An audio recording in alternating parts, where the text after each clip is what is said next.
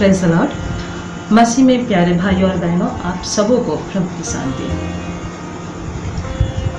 Praise the Lord मेरे प्यारे भाइयों और बहनों, कैसे आप सब? उम्मीद है कि आप सब अच्छे से हैं, स्वस्थ हैं और निरंतर परमेश्वर को धन्यवाद और परमेश्वर के साथ बने हुए हैं। देखिए, अभी जिस तरह का अवस्था चल रहा है, महामारी का जो समय चल रहा है, यही जो कोविड-19 है, कोरोना वायरस, ये एक महामारी है, हम सबको ही जानते हैं। अभी फिर टिड्डियों का दौर चालू हो गया, लग रहा है मूसा के टाइम पे हम लोग चले गए। टिड्डियों का दौर, फिर भूकंप, ये एक के बाद एक आते जा रहे हैं। तो ये सब इस तरह की निशानियां हैं जो परमेश्वर हमें आगाह कर रहा है। परमेश्वर हमें वार्न कर रहे हैं कि आप रिमाइंड कर रहे हैं कि आप लोगों को अभी भी मैं आप लोगों को वक्त देता हूँ, सुधर जाओ। सही बात है। मेरे पास आ जाओ। ऐसा ना हो कि मुझे तुम लोगों को दंडित करना पड़े। हमारा जो परमेश्वर है मेरे प्यारे भाइयों और बहनों, बहुत ही महान परमेश्वर है। वो क्रोध के परमेश्वर नहीं, वो क्षमा के परमेश्वर माने जाते हैं। वो जितने क्रोधी हैं, लेकिन उससे कई अधिक वो क्षमा के प्रभु हैं, प्रेम के प्रभु हैं। तो इसीलिए प्यारे भाइयों और बहनों, ये सारी चीजें, ये जो सारी घटनाएं हम जो देख पा रहे हैं, ये सब साइंस हैं, ये सारी जो है चिन्ह हैं, परमेश्वर के द्वारा दिखाए जा रहे हैं। ये सारे चिन्ह कि समय आ चुका है। अभी भी आप सबके पास वक्त है। आपको सबको परमेश्वर के सामने अपने आप को क्षमा स्वरूप प्रस्तुत करना है, सरेंडर करना है, अपना मन को परिवर्तन करना है, मसीह में अपने आप को प्रस्तुत करना है। इसीलिए ये रिमाइंडर है, ये जो है एक के बाद विपत्तियां है। ऐसा बात नहीं है कि हम अपना घर का दरवाजा बंद कर लिए तो हम बच गए, ऐसा बात नहीं।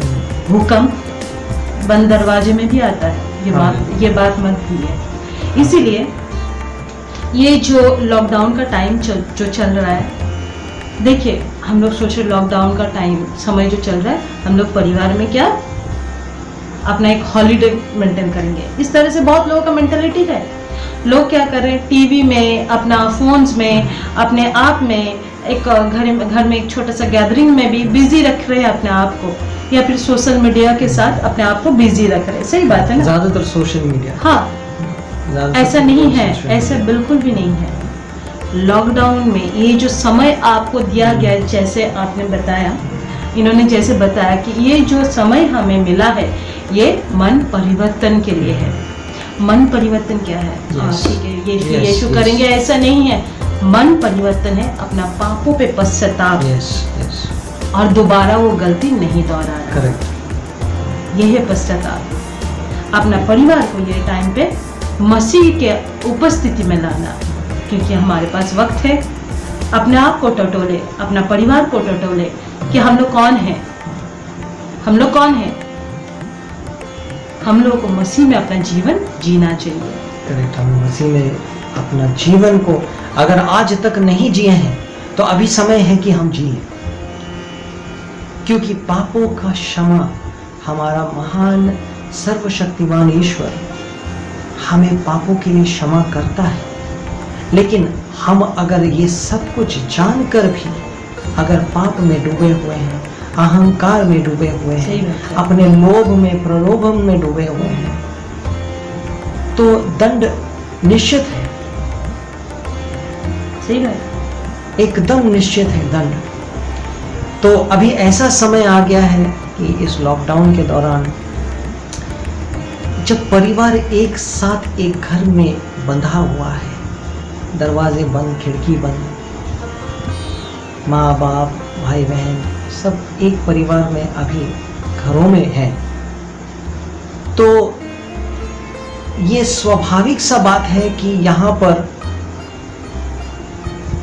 अपने जो सोच का जो थॉट प्रोसेस है वो हर किसी के साथ नहीं मिलेगा। सही बात है। यहाँ पर जो है जब एक परिवार में अभी हम सब हैं तो देखिएगा कहीं ना कहीं किसी न किसी के घर में ज़रूर लड़ाई झगड़ा हो रहा है, अनबन हो रही है। बच्चे माता पिता का बात नहीं सुनते हैं, माता पिता मना कर रहे हैं कि बेटा बेटी बाहर मत जाओ, इस समय में बाहर जाना उचित नहीं है, लेकिन बच्चे नहीं सुन रहे हैं। पत्नी पति को कहती है कि अजी आप मत जाइए बाहर, ज़रूरी नहीं है कि आपको जाकर सिगरेट पीना है, स्मोक करना है, या आपको कुछ और चीज़ के लिए बाहर जाना ही है, लेकिन पति बात नहीं सुनते हैं। वहीं पर पति कहता है कि तुमने तो आज इस तरह का खाना बनाया है, ना स्वाद है ना कुछ है, इसमें तो तुम्हारा थोड़ा भी प्यार नहीं दिख रहा है। तो इस तरह की ये जो छोटी मोटी झगड़े हैं ये हो रही हैं, शायद अपने घर में नहीं हो रही है, लेकिन अगर आप एक बार आपके नज़र दौड़ा है तो कहीं ना कहीं आपके अगल बगल में कहीं ना कहीं ये हो रहा है। तो ये क्यों हो रहा है? आज अगर आपके घर में भी अगर इस तरह की समस्या हो रही है तो इसका कारण क्या है? और अगर आपके घर में इस तरह की समस्या नहीं हो रही है तो उसका कारण क्या है, वो भी हम जानते हैं। ये कारण है कि आज हमारे परिवार में मसीह का प्रेम, यीशु का प्रेम का वास नहीं है। और इसी कारण जिस घर में यीशु का प्रेम है, जिस घर में यीशु की क्षमा है, जिस घर में यीशु की पवित्रता है, जिस घर में सर्वशक्तिमान ईश्वर का आशीष है, जिस घर में पवित्र आत्मा का आवागमन है, उस घर में इस तरह के लड़ाई झगड़ा नहीं होता है। लेकिन जो घर इन सब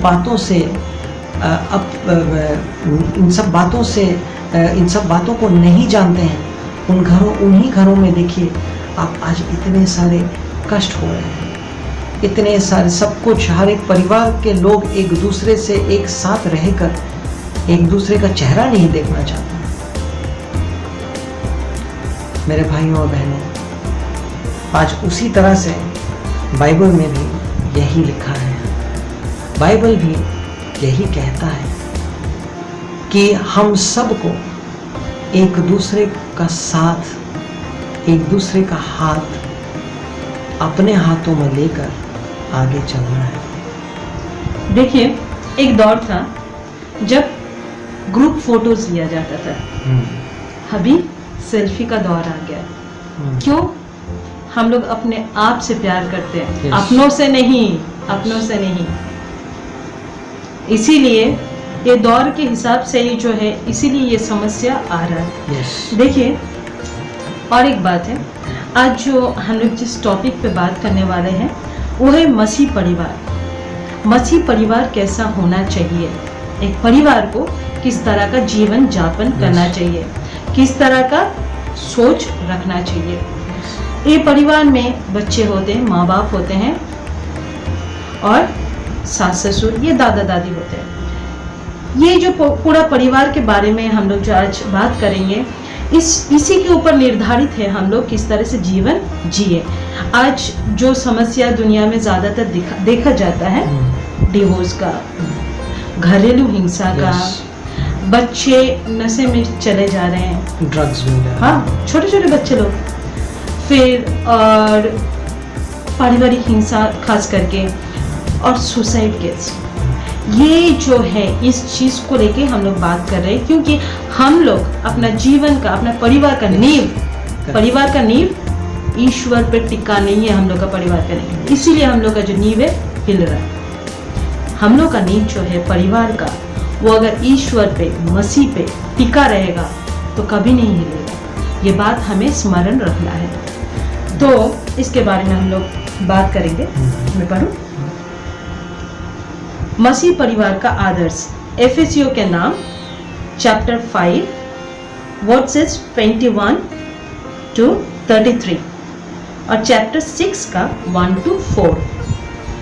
मैं पढ़ के सुना रही हूँ। हम मसीह के प्रति श्रद्धा रखने के कारण एक दूसरे के अधीन रहे। पत्नी प्रभु जैसे अपने पति के अधीन रहे, पति उसी तरह पति का शीर्ष है। जिस तरह मसीह कलीसिया के शीर्ष है और उसके शरीर के मुक्तिदाता, जिस तरह कलीसिया मसीह के अधीन रहती है, उसी तरह पत्नी को भी सब बात में अपने पति के अधीन रहना चाहिए। अभी का जो समय है, पति लोग भी नौकरी करते हैं, क्योंकि अभी हम लोग का ज़रूरतें जो है बढ़ चुका है। सामान का दाम जो है, घर का जो खर्चा है, शायद एक जन से पॉसिबल नहीं है। तो इसीलिए हम लोग का घर का महिलाओं भी घर से बाहर निकल के काम के लिए जाते हैं। हम लोग क्या हो जाते हैं, टायर्ड होके आते हैं, ठीक है, बच्चों को समय नहीं दे पाते हैं, ना अपने परिवार को समय दे पाते हैं। कोई बात नहीं, लेकिन रेस्पेक्ट तो दे सकते हैं। सही बात है ना। हम कमाते, तुम भी कमाते हो या वो भी कमाते, बोल के हम उसके बराबरी में बात करें, ऐसा नहीं है। ऐसा नहीं है। एक स्टेप बाय स्टेप जैसा होता है, उसी तरह हम लोग को एक स्टेप फॉलो करना है। बच्चे को माँ बाप का, माँ को बाप का, अपना सास ससुर का या माँ बाप का, एक पति को, इन सारे लोगों का देखभाल, जिम्मेदारी और रेस्पेक्ट, ये नहीं भूलना है। देखिए आज हम लोग यंग हैं बोल के नहीं समझते हैं, क्योंकि हम लोग जो काम करेंगे, जिस तरह का जीवन जिएंगे, जिस तरह का शिक्षा हम अपने बच्चों को देंगे, उसी तरह का शिक्षा हमें बुढ़ापे में रिटर्न मिलेगा। हम लोग जो चीज जैसे बर्ताव करेंगे, जो देते हैं वही पाते हैं। बाइबल में लिखा हुआ है, जो जैसा बोएगा वो वैसे पाएगा। हम लोग अगर अच्छा व्यवहार करेंगे तो रिटर्न में हमें अच्छा मिलेगा। अगर हम लोग अच्छाई 10 गुना दे तो 1000 गुना उसके रिटर्न में हमें मिलेगा। हम लोग अगर बुराई 10 गुना दे तो उसके रिटर्न में 1000 गुना आएगा। एक गाली किसी को दिए तो उसके बदले 2 गाली मिलेगा, 4 गाली मिलेगा। अभी का जो दौर है, इसीलिए हमारे जुबान पे लगाम होना चाहिए और रेस्पेक्ट होना चाहिए। हर एक जन, छोटे बड़े, सबके लिए बोल रही हूँ ये बातें। फिर आगे लिखा है, पतियों अपनी पत्नी को उसी तरह प्यार करो जिस तरह मसीह ने कलीसिया को प्यार किया। उन्होंने उसके लिए अपने को अर्पित किया, जिस तरह वो उसे पवित्र कर सके और वचन तथा जल के स्नान द्वारा शुद्ध कर सके। मतलब क्या? पवित्र मतलब क्या? एक पति को एक पवित्र जीवन यापन करना चाहिए, एक आदर्श। तभी जाके बच्चे सीखेंगे, क्योंकि वो एक ऐसी कलीसिया अपने सामने उपस्थित करना चाहते थे जो महिमामय हो, सुगंधित हो।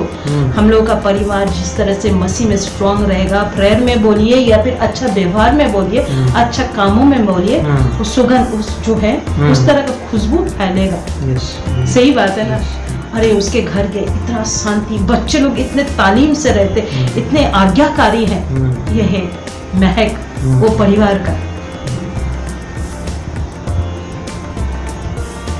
पति अपने पत्नी को इस तरह प्यार करे मानो वो उसका अपना शरीर हो। कोई अपने शरीर को बैन नहीं करता, उल्टे वो उसका पालन पोषण करता और उसकी देखभाल करता रहता है। मसीह कलीसिया के साथ ऐसा करते हैं, क्योंकि हम उनके शरीर के अंग हैं। मसीह के बारे में यहाँ पे तुलना करके बोला गया है। तो एक पति को ऐसा एक आदर्श होना चाहिए, पत्नी मानो उसका शरीर का अंग हो। आजकल घरेलू हिंसा बहुत सुनने को मिलता है। मैं नहीं बोल रही पति का दोष होता है, पत्नियों का भी होता है। हम लोग रेस्पेक्ट नहीं देंगे तो बदले में रेस्पेक्ट नहीं मिलेगा। सही बात है ना। तो उसी तरह से अगर ये जो मारपीट झगड़ा जो चल रहा है, पतियों के लिए मैं बात बोल रही हूँ, अगर अपने आप से आप प्यार करते हैं, आप क्या अपने आप को चोट पहुंचाते हैं जब गुस्सा करते हैं? अपना सिर जाके दीवार पे पटक देते हैं? नहीं ना। मैं तो नहीं करता। नहीं ना। अपने आप को थप्पड़ मारते हैं, जूता चप्पल से मारते हैं, नहीं ना। तो अपने पत्नियों को भी नहीं करना चाहिए, क्योंकि वो आपका शरीर का अंग है। राइट, ये बात हमें याद रखना चाहिए। पत्नी को शीर्ष जैसा अपना पति को सम्मान देना चाहिए, अपना शीर्ष मुकुट। उसी तरह पति को अपना शरीर का अंग के हिसाब से पत्नी का देख रेख करना चाहिए। ये मत भूलिए, वो मेरे से बड़ा है या मेरे घर पे आई है, मेरा अधीन रहेगी, ऐसा नहीं है। आपको उसका देखभाल करना है, उसका रेस्पेक्ट करना है। उसका रिस्पॉन्सिबिलिटी आपके हाथों में है। सही बात है। क्योंकि आप अगर उसका रिस्पॉन्सिबिलिटी नहीं ले पाएंगे तो आप अपने परिवार का भी रिस्पॉन्सिबिलिटी नहीं ले पाएंगे। सही बात तो है। इसीलिए हमें ये इस चीज़ को बहुत गहराई से सोचना है। और अगर हम इस तरह से इसी तरह का सोच रखते हैं तो अभी वक्त है कि हमें अपने सोच को बदलना है, क्योंकि हर चीज़ का जो बदलाव जो आता है वो एक छोटी सी सोच से शुरू होता है। सही बात। तो इसी तरह पत्नियों को अपने पति का आदर करना चाहिए, बहुत रिस्पेक्ट करना चाहिए, नम्र होना है, बहुत ही विनम्रता से बात करना है।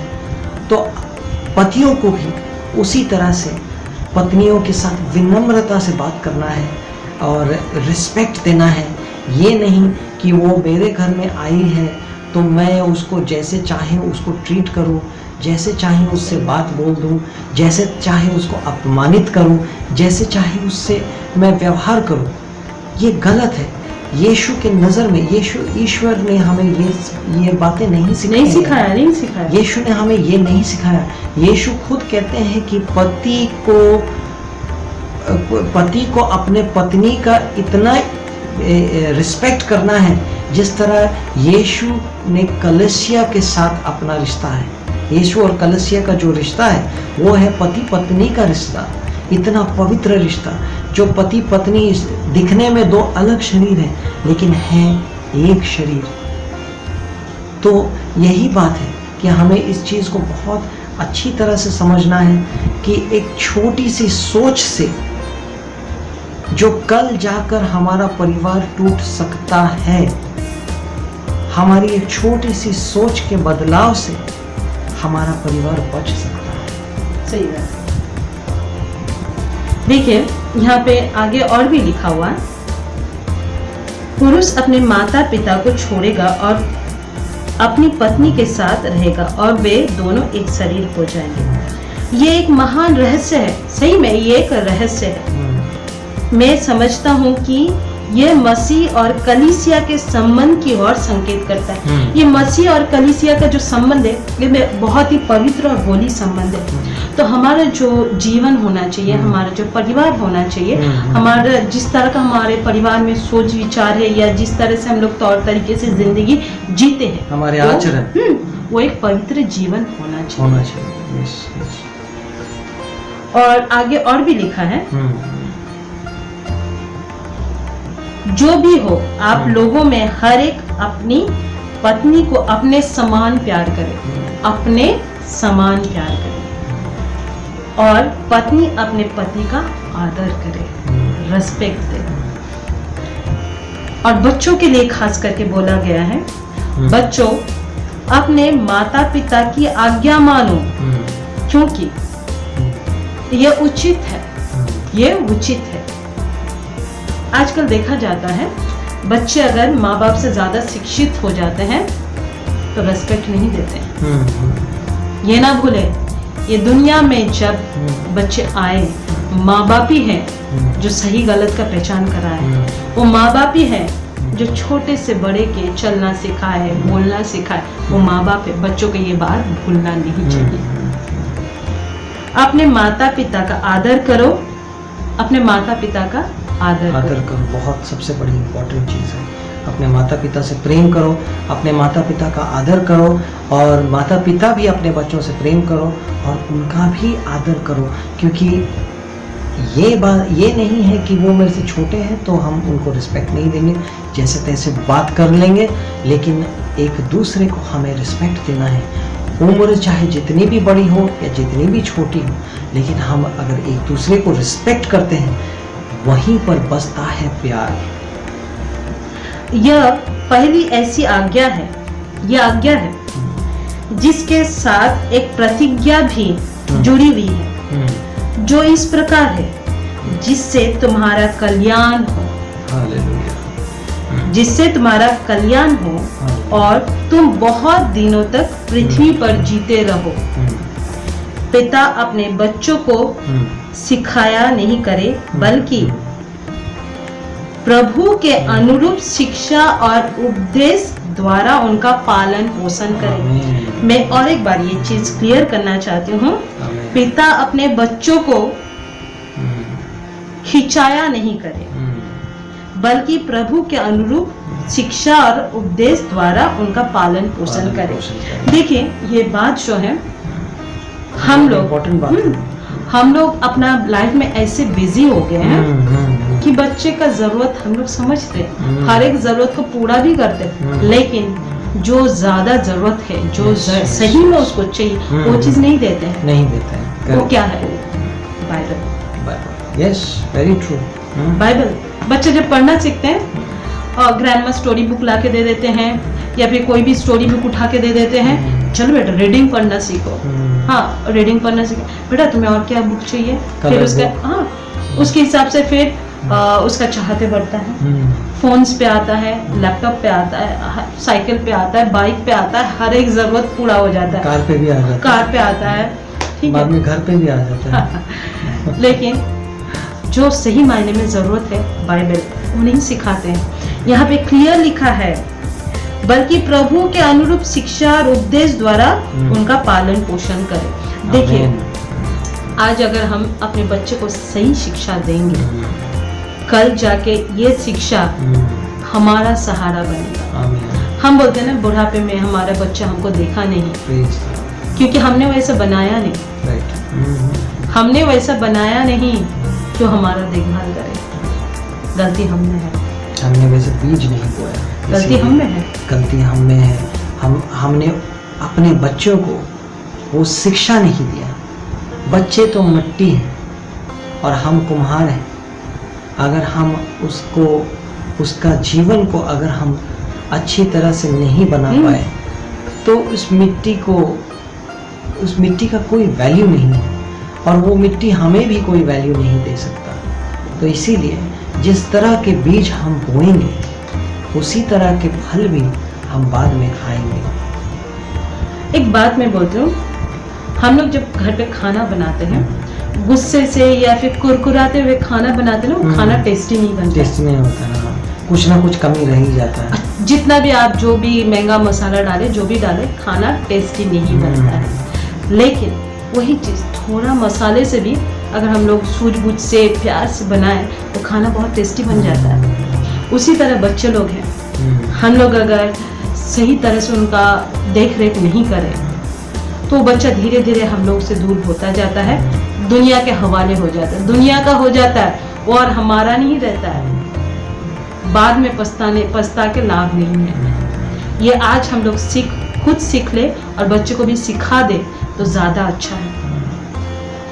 हम लोग मेंटेन नहीं करते। अभी लॉकडाउन है, घर पे माँ बाप जो भी हो या बड़े बूढ़े जो भी हो, बच्चे के सामने ड्रिंक करते हैं, स्मोक करते। क्यों? बाहर नहीं जा पा रहे। कल बच्चा हमारे सामने जब करता है, हम लोग जब रोक लगाने जाते हैं, बोलिए उन लोग का जवाब क्या रहेगा और हम लोग क्या मुंह से बोलेंगे? ये बिल्कुल भी उचित नहीं। बहुत कुछ चीज़ जो है हम लोग को सही तरह से अपने जीवन से दर्शाना है। एक पति को एक पवित्र जीवन यापन करना चाहिए, एक पत्नी को रेस्पेक्ट, अपना शीर्ष का ताज मानना चाहिए। देखिए, स्टेप बाय स्टेप अगर आते हैं, एक पति अपना परिवार को अपना शरीर का अंग माना, तो उसका हर एक छोटा बड़ा जरूरत पे भी, गलतियों पे भी, हर एक चीजों में वो ध्यान देगा। सही बात है। और उसको वापस लेके आएगा। जैसे हम लोग का शरीर में जहाँ पे कहीं चोट लग जाता है, हम लोग उसका देख रेख करके मरहम पट्टी करके वो जगह को ठीक कर लेते हैं, ताकि वो घाव बढ़े नहीं। तो उसी तरह हमारे परिवार में जो भी नुक्स है, जो भी गलतियां है, एक पति अगर चाहे तो उसको सही तरह से मेंटेन कर लेगा। और ये नॉट ओनली पति के ऊपर ये आना चाहिए मेरे हिसाब से। ये मतलब मैं आती हूँ स्टेप बाय स्टेप। उसी तरह एक पत्नी अपना जीवन जो है पति को फॉलो करेगा। सही बात है ना, step by step correct follow करेगा, वही चीज बच्चों में भी आएगा। बच्चा बोलेगा मेरे माँ बाप इतना सुंदर प्रार्थना करते हैं, इतना सुंदर बाइबल सिखाते हैं, वही चीज उसमें भी आएगा और उसके दोस्तों में भी वो लेकर जाएगा। राइट। देखिए एक जो पेड़ होता है उसका जो रूट देखने जाने से एक पिता है, शाखा जो है पिता है, घुमाता है, ब्रांचेस जो है बच्चे लोग हैं, लीव्स बच्चे लोग हैं। तो इसी तरह हम लोग का रिलेटिव, हम लोग का ये सब लेके एक पेड़ बनता है। कोई भी इसमें से काट देंगे या छाट देंगे तो वो पेड़ कंप्लीट नहीं होता, ना ही जी पाता है। करेक्ट, सही बात है ना। तो इसी तरह ट्री बोला जाता है। इसी तरह हमारे जीवन मसीह में होना चाहिए, हालेलुया, मसीह में होना चाहिए। आमीन। और वही उसी तरह से सही ग्रोथ हम लोग बच्चे में आएगा और उसी तरह से फल उत्पन्न करेगा। उसी तरह से हम लोग का बुढ़ापे में ये नहीं बोलेगा कि हम लोग को छोड़ के चला गया, नहीं, वो कभी नहीं जाएगा। जो आपका है वो आपके पास रहेगा, क्योंकि हम लोगों ने उसको वही शिक्षा सिखाया है, दुनिया के हवाले नहीं किया है, ना ही नशे में, ना ही मूवीज में, ना ही गलत नेचर में, ना गलत फहमी में अपना जीवन वो बिता रहा है, नहीं, मसीह में जीवन बिता रहा है। तो उसका कोई कुछ नहीं कर सकता, कोई तकलीफ नहीं होगा। वो एकदम नींव ऐसे पहाड़ जैसा, चट्टान जैसा खड़ा रहेगा और दूसरों को भी आसरा देगा। ये बात मत भूलिए। आमीन। शुरुआत अपने से करें। तो मेरे प्यारे भाइयों और बहनों, आइए हम सब प्रार्थना करते हैं। प्रार्थना करें कि सच्चा परमेश्वर, हमारा सर्वशक्तिमान ईश्वर हमारे जीवन में और हमारे परिवारों में शांति बनाए रखने की साहस दे। सर्वशक्तिमान पिता परमेश्वर, हमारा सच्चा ईश्वर, हमारे जीवन में और हमारे परिवार में प्रेम बनाए रखने की शक्ति दे। हमारे बच्चों में, हमारे बड़े बूढ़ों में एक दूसरे से प्यार करने की शक्ति दे।